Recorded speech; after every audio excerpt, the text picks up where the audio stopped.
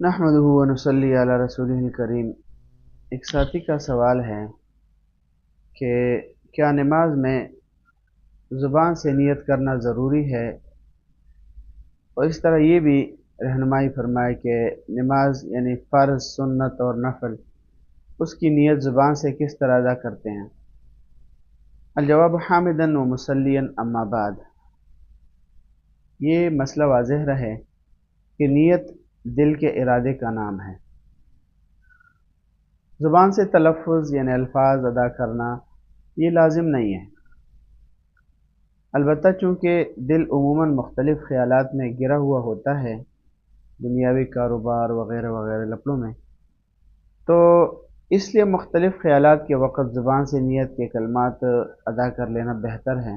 دوسرا مسئلہ یہ ہے کہ فرض میں صرف دل میں یہ نیت کر لے کہ میں فلاں وقت کی فرض نماز پڑھتا ہوں، اسی طرح واجب، وتر یا نظر کی نماز میں یہ نیت کر لیں کہ میں واجب نماز پڑھتا ہوں، جبکہ سنت اور نفل میں مطلقاً نماز یعنی سنت یا نفل کی قید لگائے بغیر اس کی نیت کر سکتا ہے، اور سنت اور نفل کی تعین کے ساتھ بھی نیت کر سکتا ہے، یعنی اس کو متعین بھی کر سکتا ہے، اس کے بغیر بھی کر سکتا ہے، اس کے لیے اختیار ہیں۔